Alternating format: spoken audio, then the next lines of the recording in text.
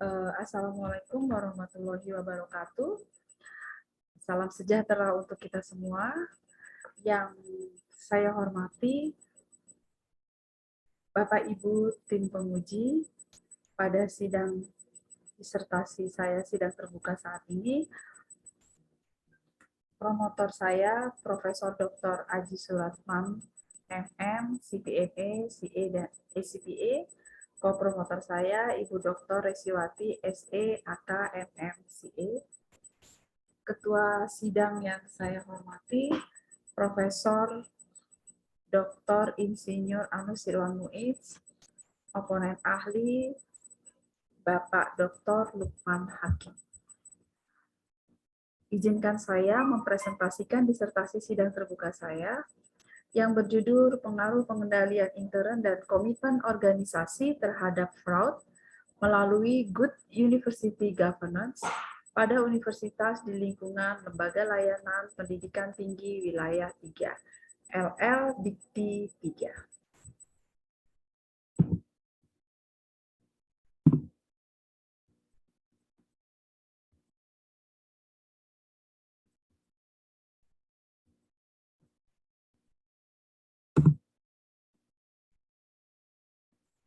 Ini adalah tayangan beberapa perbaikan pada saat sidang tertutup saya. Nanti ini akan saya jelaskan lebih jelas ketika pelaksanaan sidang terbuka karena harus ada halaman dari disertasi tersebut. Baik, latar belakang kenapa saya memilih judul ini. Jadi beberapa studi yang dirilis oleh Association of Certified Fraud Examiners, 38% skema korupsi itu mengacu di universitas pada penyalahgunaan kekuasaan dalam transaksi bisnis, penyuapan, maupun konflik kepentingan yang ada di dalam pendidikan tinggi. Begitu juga Indonesian Corruption Watch melakukan pemantauan terhadap korupsi yang ada di perguruan tinggi. Untuk rentang waktu 10 tahun ini saja, sudah tercatat sedikitnya 37 kasus korupsi yang terkait di perguruan tinggi. Kemudian ICW juga menemukan 12 pola yang ditemukan korupsi dalam pengadaan barang dan jasa yang menjadi modus paling utama korupsi yang terjadi di perguruan tinggi, khususnya perguruan tinggi negeri. Oktober 2014, di perguruan tinggi swasta, saya memberi contoh di Universitas Gunadarma ada 300 mahasiswa kala itu terancam gagal mengikuti wisuda karena pihak universitas membatalkan wisuda adanya fraud di bidang akademik. Contohnya adalah jual beli nilai. Fraud tersebut terjadi karena ada oknum pegawai universitas yang memberi tawaran kenaikan nilai dengan jumlah uang tertentu. Kemudian ada juga kasus suap penerimaan mahasiswa baru, suap terkait akreditasi, seperti yang tengah terjadi polemik pada saat ini. Kemudian berdasarkan catatan ICW, sektor pendidikan merupakan satu dari 10 sektor yang paling banyak dikorupsi. Hingga 2019, kerugian negara mencapai 41,9. Paling tidak, 202 kasus di sektor pendidikan. Setidaknya ada 20 kasus atau sekitar 10%. Kecurangan akademik juga terjadi, ini ada di Australia. Ada dosen dari Indonesia yang bertanggung jawab memberikan penilaian terhadap mata kuliah tertentu. Dr. Hana, dia memastikan bahwa 300 dari mahasiswanya mendapat hukuman karena menyontek. Nah, mencontek itu juga salah satu contoh bagian dari kecurangan akademik yang dilakukan oleh mahasiswa. Ada lagi kecurangan akademik yang dilakukan oleh dosen, bahkan oleh para guru besar, misalnya plagiarisme. Itu banyak sekali kita temukan contoh-contoh kecurangan.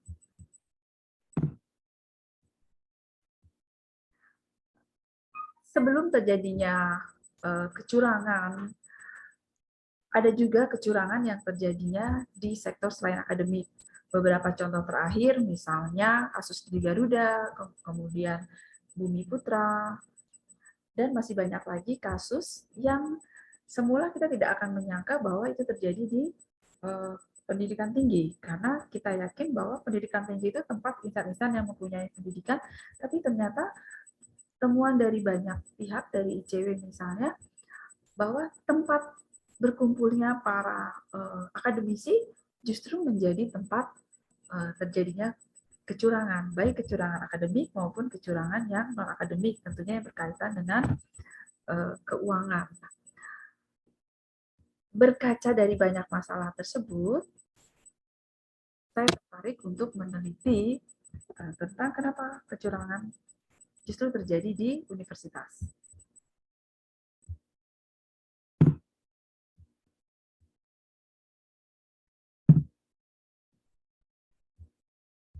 Ini research web.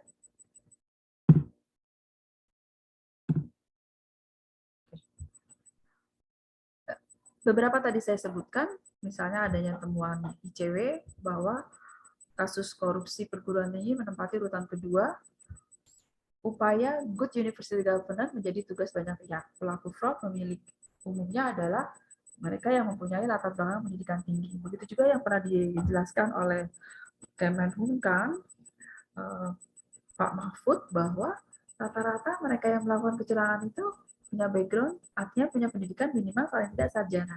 Kenapa justru itu terjadi? Kemudian pengendalian intern berkontribusi terhadap pelaksanaan good university governance. Sedangkan good governance berperan mendeteksi fraud. Kemudian riset gap selanjutnya adalah pejabat struktural, mereka menyalahgunakan jabatannya untuk mencapai kesuksesannya. Padahal harusnya pejabat struktural di dalam pendidikan tinggi harusnya menjadi contoh. Kemudian ada beberapa penelitian yang memang ada bertentangan, antara lain komitmen yang dilakukan oleh Ami Fatun itu komitmen organisasi berpengaruh negatif terhadap kecenderungan fraud. Nah, ini sangat bertolak belakang dengan penelitian yang dilakukan oleh Melan Chandra bahwa komitmen organisasi berpengaruh positif. Nah, ada dua seperti ini membuat riset bagi penelitian saya. Kemudian ada juga beberapa penelitian yang mengatakan bahwa budaya organisasi dan komitmen organisasi hanya 35,1% mempengaruhi GCG. Nanti kita lihat di hasil penelitian saya bahwa justru komitmen organisasi itu sangat berpengaruh terhadap pelaksanaan good university governance yang pada akhirnya mencegah terjadinya fraud.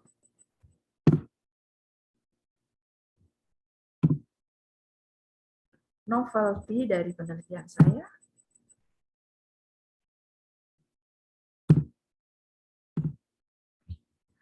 Penelitian sebelum-sebelumnya banyak terjadi tentang fraud, tapi yang disinggung yang menjadi lokasi penelitian adalah perusahaan ataupun badan usaha milik negara. Hanya ada beberapa fraud yang terjadi di universitas ataupun pendidikan tinggi. Nah, itu menjadi novelty bagi penelitian saya. Kemudian, novelty yang berikutnya, fraud yang dipengaruhi oleh komitmen organisasi, good university governance, dan SPI atau sistem pengendalian manajemen. Sistem pengendalian intern. Ada peran GUG sebagai variabel mediating. Ini juga merupakan novelty bagi penelitian saya, karena selama ini belum ada penelitian yang menggunakan GUG sebagai apakah dapat digunakan sebagai variabel mediating. Kemudian yang merupakan novelty juga bagi penelitian saya adalah interpretasi yang saya bangun di sini sampai kepada butir pertanyaan agar lebih mendalam. Kemudian yang juga novelty bagi penelitian saya adalah respondennya pimpinan dari perguruan tinggi, khususnya universitas, rektor, wakil rektor bidang akademik, wakil rektor bidang keuangan, dan kepala unit penjaminan mutu. Kita tahu bahwa selama ini pelaksanaan tata kelola universitas atau good university governance hanya semata-mata memenuhi tuntutan lembaga akreditasi atau riset.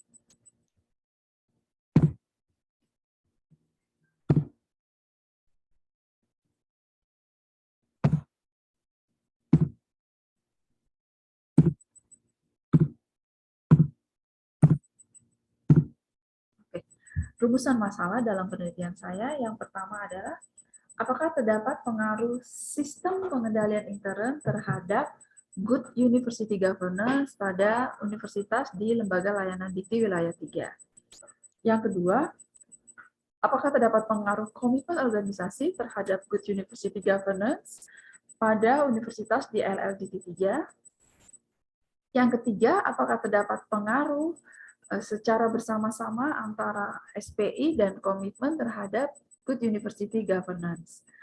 Kemudian yang keempat, apakah terdapat pengaruh sistem pengendalian intern terhadap fraud pada universitas di LLDT wilayah 3? Yang kelima, apakah terdapat pengaruh komitmen organisasi terhadap fraud pada universitas di LLDT 3? Yang keenam, apakah terdapat pengaruh good university governance terhadap fraud pada universitas di lembaga layanan dikti 3?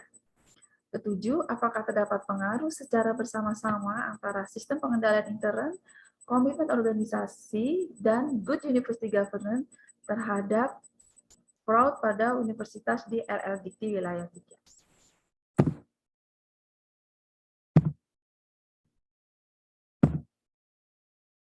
Tujuan penelitian untuk menjawab rumusan masalah yang tersebut yang ada 7 tadi, untuk memperoleh kajian tentang pengaruh sistem pengendalian intern, komitmen organisasi, good university governance terhadap fraud pada universitas di LLDT 3.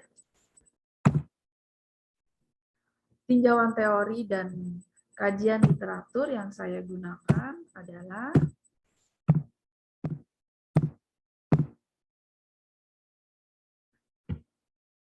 Resources Dependence Theory, Agency Theory, Stewardship Theory, Transaction Cost Economic Theory, konsep tentang fraud, konsep tentang good university governance, konsep tentang sistem pengendalian intern, dan konsep tentang komitmen organisasi.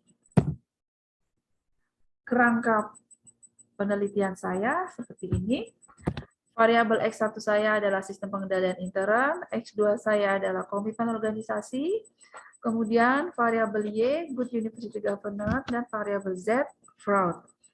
Di sini saya langsung jelaskan, dari kerangka penelitian tersebut, terdapat 7 hipotesis. Yang pertama, hipotesis pertama, apakah terdapat pengaruh dari sistem pengendalian intern terhadap GUG. Kemudian yang kedua, komitmen organisasi terhadap GUG. Yang ketiga, secara bersama-sama sistem pengendalian intern, komitmen organisasi memiliki pengaruh terhadap GUG. Yang keempat, sistem pengendalian intern terhadap fraud. Yang kelima, komitmen organisasi terhadap fraud. Yang keenam, GUG terhadap fraud. Nah, yang ketujuh, ketiga variabel SPI, komitmen organisasi, dan GUG secara bersama-sama terhadap fraud. Permodelan secara keseluruhan seperti ini, di mana sistem pengendalian intern memiliki 4 dimensi, kemudian komitmen organisasi 3 dimensi, kemudian GUG ada 5 dimensi, kemudian fraud ada 5 dimensi. Ini hipotesis yang tadi saya sebutkan. Nah, dimensi saya dapat jelaskan. XPI ada 4, antara lain 1. Pengaturan organisasi, dukungan manajemen, atribut auditi, kualitas audit internal. Komitmen organisasi, komitmen afektif, kontinu, dan normatif. GUG, transparansi, akuntabilitas, responsibilitas, independen, dan fairness. Fraud, identifikasi simptom dan red flags, identifikasi peluang, asesmen simptom, red flag dan peluang, pelaporan, dan monitoring.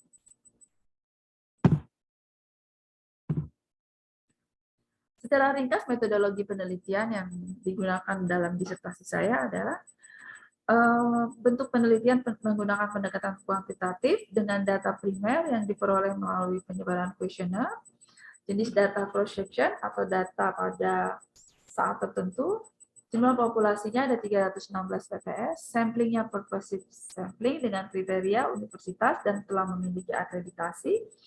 Kemudian respondennya adalah rektor, wakil rektor bidang akademik, bidang keuangan, dan ketua unit penjaminan mutu.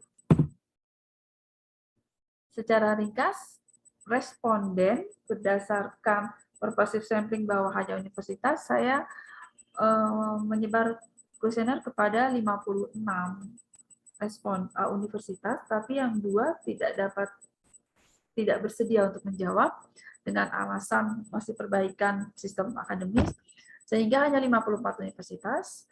Kemudian totalnya ada sekitar 162, harusnya 2.216, tapi yang mengembalikan hanya 162 responden. Kemudian pengujian kualitas data, saya menggunakan uji validitas, reliabilitas, dan normalitas data. Sementara rancangan analisis dan pengujian hipotesis menggunakan analisis statistik deskriptif dan analisis struktural equation model dengan alat bantu software Whistlers V8. Gambaran ringkas dari profil responden saya adalah mayoritas laki-laki, ada perempuan, kemudian usianya yang terbesar 56 sampai 65, pendidikan yang terbesar masih banyak doktor, kemudian juga untuk masa kerja lebih banyak yang lebih dari 10 tahun, total responden 162. Hasil uji validitas dan reliabilitas. Untuk sistem pengendalian intern ada 32 butir dinyatakan valid karena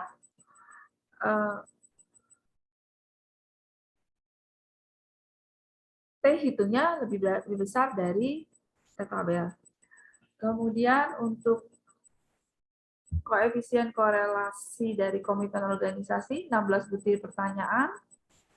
Kemudian untuk Good University Governance 35 butir pertanyaan juga dinyatakan valid, hari hitungnya lebih besar dari tabelnya. Kemudian untuk fraud ada 37 butir pertanyaan. Ini menggunakan 30 sampel di luar dari yang digunakan untuk analisis. Hasil uji statistik deskriptif,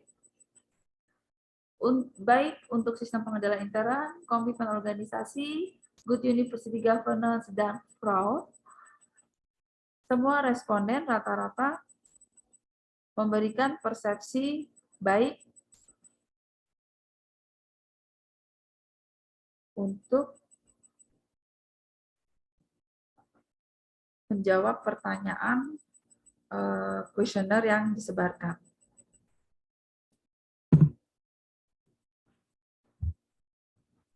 Kemudian untuk hasil uji hipotesis, hipotesis pertama,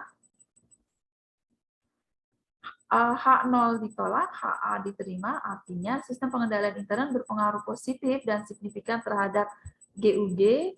Kita lihat di sini, T-value-nya lebih besar dari T-tabel atau T-kriterianya.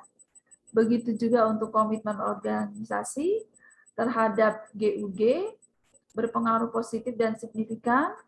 Kita melihat T-tabelnya, T hitung lebih besar daripada T kriteria. Kemudian yang secara bersama-sama, F hitung juga lebih besar daripada F kriteria. H4, hipotesis 4,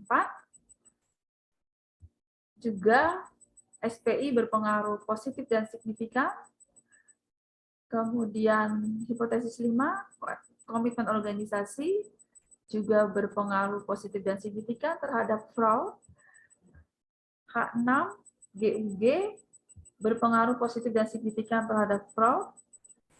H7 secara bersama-sama SPI, KO, dan GUG berpengaruh positif terhadap fraud. Terlihat dari F hitung lebih besar dari F tabel. Kemudian dari sisi dimensi, Hasil ujinya juga menunjukkan untuk variabel pengendalian intern yang sangat dominan adalah dukungan manajemen, sementara yang kurang dominan itu pengaturan organisasi. Untuk variabel GUG yang lebih dominan adalah transparansi, yang kurang dominan adalah akuntabilitas. Untuk variabel komitmen organisasi, komitmen normatif yang lebih dominan, kemudian komitmen afektif yang kurang dominan. Sementara untuk variabel fraud yang dominan adalah identifikasi simptom dan red flag, yang kurang dominan adalah asesmen simptom dan red flag.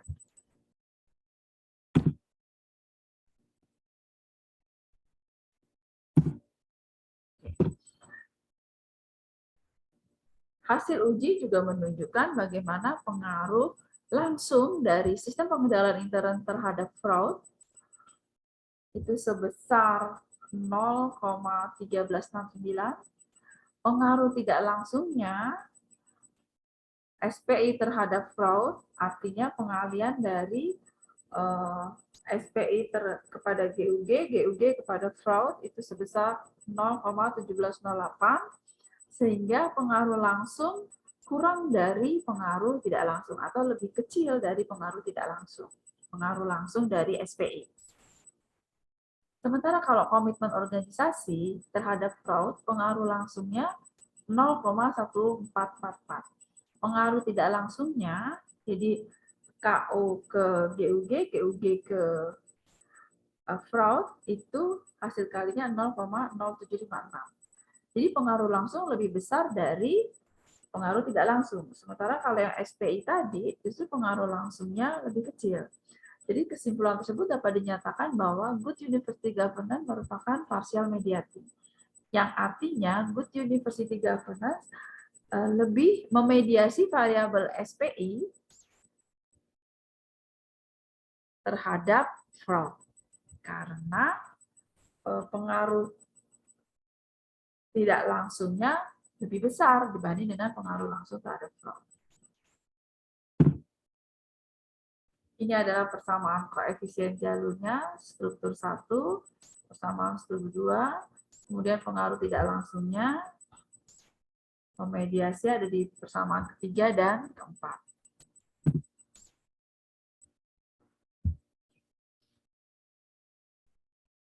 Analisa jalur struktural model pada persamaan substruktur 1, variabel pengendalian intern dengan koefisien jalur 0,61, pengaruh terhadap GUG positif dan signifikan, artinya semakin tinggi nilai sistem pengendalian intern akan meningkatkan good university governance. Variabel komitmen organisasi dengan koefisien jalur sebesar 0,27 dan t-value sama dengan 2,74 lebih besar daripada yang di tabelnya, maka pengaruh terhadap GUG positif dan signifikan. Artinya, semakin tinggi nilai komitmen organisasi akan meningkatkan nilai GUG. Nilai R kuadrat 0,54 artinya koefisien determinasi atau besarnya kontribusi pengendalian intern dan komitmen organisasi dalam menjelaskan GUG sebesar 54%. Sedangkan sisanya 46% dipengaruhi oleh variabel lain yang tidak diteliti. Pengaruh terhadap good university governance, variabel pengendalian intern lebih dominan dibanding komitmen organisasi. Sementara pada substruktur 2, variabel pengendalian intern dengan koefisien jalur dihitung 2,53 lebih besar daripada di tabelnya 1,97, maka pengaruh terhadap fraud positif dan signifikan. Artinya, semakin tinggi nilai pengendalian intern akan meningkatkan pencegahan fraud. Kemudian variabel komitmen organisasi dengan koefisien jalur 0,38 dan p-value 3,50 lebih dari 1,97, maka pengaruhnya terhadap fraud positif dan signifikan. Artinya semakin tinggi nilai komitmen organisasi akan meningkatkan nilai pencegahan fraud. Variabel GUG dengan koefisien jalur 0,28 dan p-value 2,08 lebih dari 1,97, maka pengaruhnya terhadap fraud positif dan signifikan. Artinya, semakin tinggi nilai GUG akan meningkatkan nilai fraud. Nilai R kuadrat 0,67. Artinya, koefisien determinasi atau besarnya kontribusi pengendalian intern, komitmen organisasi, dan GUG dalam menjelaskan fraud sebesar 67%. Sedangkan sisanya 33% dipengaruhi oleh variabel lain yang tidak diteliti. Hasil analisa dapat diperoleh kesimpulan bahwa variabel komitmen organisasi lebih dominan mempengaruhi pencegahan fraud dibanding dengan pengendalian intern dan GUG.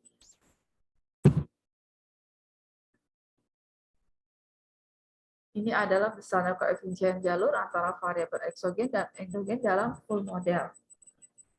Kita bisa melihat yang hijau ini ada pengendalian intern, komitmen organisasi, besarnya koefisien jalur ke GUG 0,61, kemudian kalau ke fraud 0,37, kalau KO 0,27, kalau ke GUG ke fraud 0,38. Sementara dari GUG ke fraud 0,28.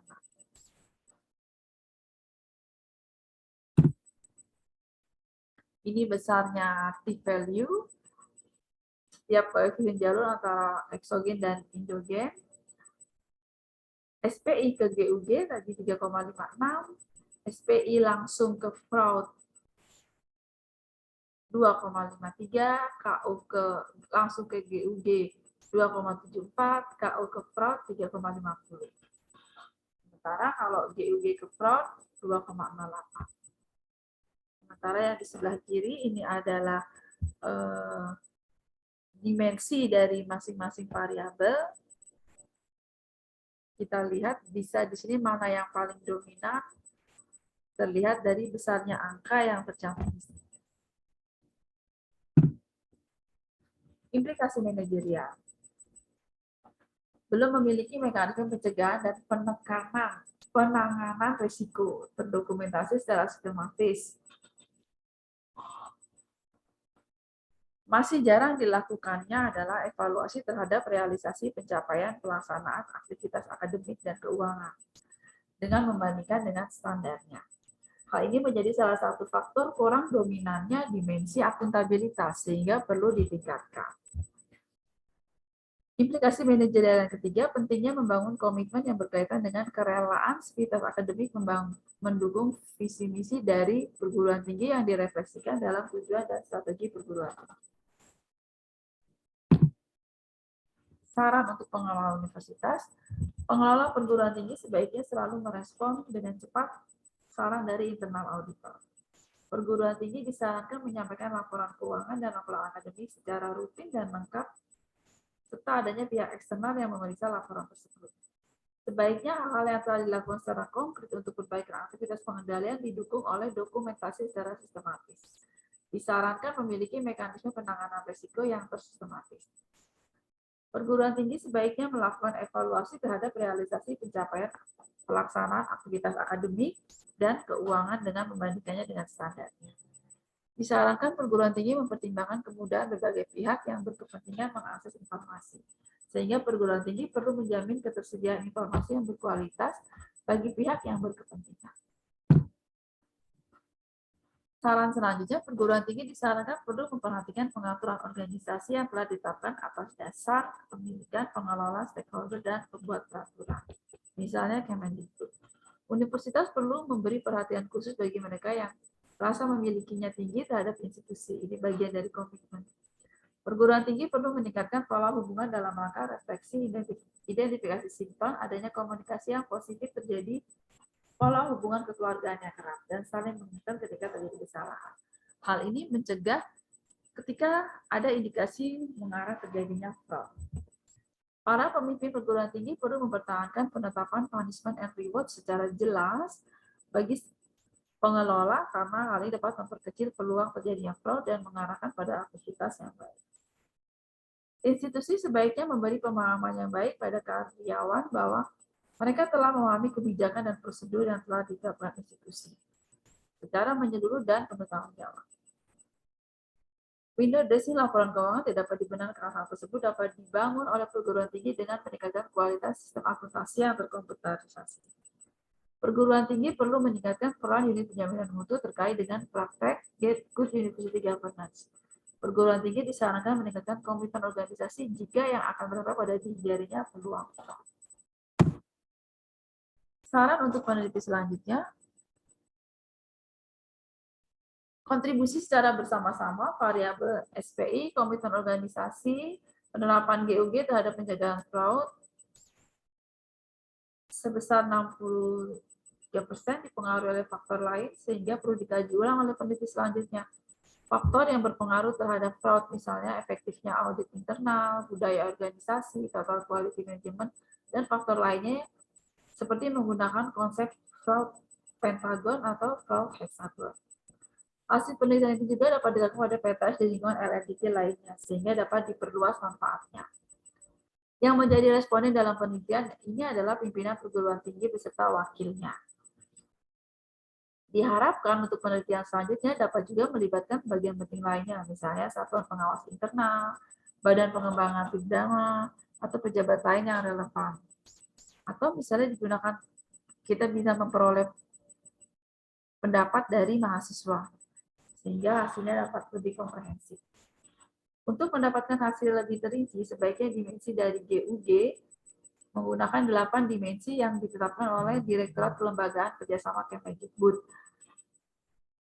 Antara lain transparansi, akuntabilitas, responsiveness, independensi, fairness, penjaminan mutu, relevansi, efektivitas, dan efisiensi nirlaba.